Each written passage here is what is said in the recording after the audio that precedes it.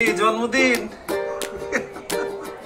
জন্মদিনের অবস্থা আজকে নাকি আমার জন্মদিন, কিন্তু আগের মতো আর জন্মদিন হয় না। এক সময় এই দিনটা ছিল আমার কাছে অনেক স্পেশাল, অনেক সারপ্রাইজে ভরা। বিশেষ করে আমার ছোট কাকা, তিনি আমার জন্মদিনে সবসময় কিছু না কিছু ভিন্নভাবে সারপ্রাইজ দিতেনি। দেখো দেখো দেখো,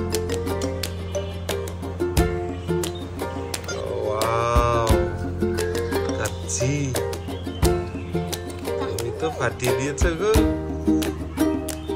অবশ্য বরাবরই ভালো রান্না করো, নতুন করে বলার কিছু নেই, তাই না? হ্যাঁ, অন্যের জন্মদিনে তো আমার অন্যের জন্য রান্না করো, এখন কার জন্য রান্না করলে? কার জন্য? নিজের জন্য।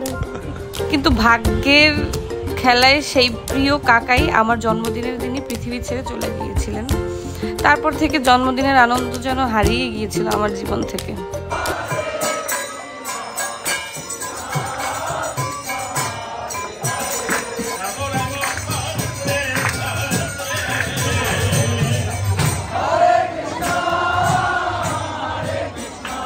শুধু মা বাবার কষ্টের কথা ভেবেই কেক কাটা হতো, তাও একটা ইচ্ছে করতো না। আর এখন যেটুকু করি শুধুমাত্র সঞ্জু আর আমার ছেলের জন্য। মন্দিরে গিয়ে এক ভাইয়ের সাথে দেখা হয়ে গেল। ওই বলতেছিল, দিদি প্রসাদ খেয়েছেন? আসলে ভাবতে পারিনি সন্ধ্যাবেলায় প্রসাদ পেয়ে যাব। প্রসাদ খেয়ে বোন প্রাণ শান্ত হয়ে গেল, মনটাও অনেক ভালো হয়ে গিয়েছিল। ওখান থেকে বের হয়েই সাত্বিকের কান্না, সে সারপ্রাইজ দিবে মাকে, কেক কাটবে। তো কি করার, কেক কাটার ইচ্ছা ছিল না। কেকের দোকানে গিয়ে একজনের সাথে দেখা, সাত্বিকের বন্ধুর মা। আসলে এটা একটা সারপ্রাইজ।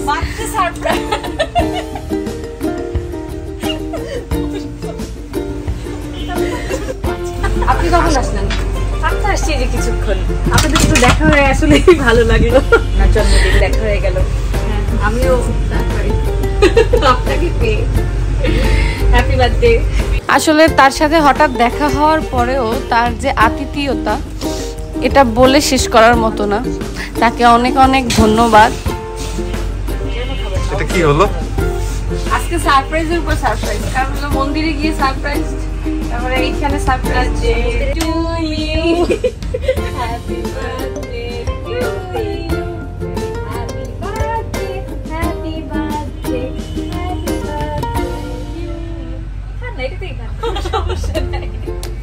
বাবা না বাবা, থ্যাংক ইউ।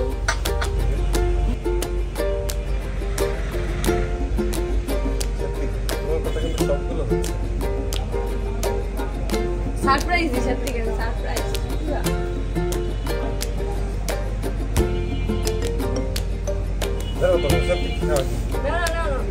তারপরে ওখান থেকে বের হয়ে মায়ের মন্দিরে গেলাম, বড় কালীবাড়ি। মনে হলো হয়তো জীবন যতই কষ্টে ভরা হোক, ভক্তি আর বিশ্বাসই আমাদের সবচেয়ে বড় শক্তি। মায়ের দর্শনে সেটাই মনে হলো। এই তো আমার সাদামাটা জন্মদিন। আজকে বেসিক্যালি বার্থডে না, আজকে বেসিক্যালি রিকশা দেখি। রিকশার পুরা দে। শ্বশুর গিফট দিছে, বাবু দিছে, সাত্বিক গিফট দিছে। গিফটটা কোথায়?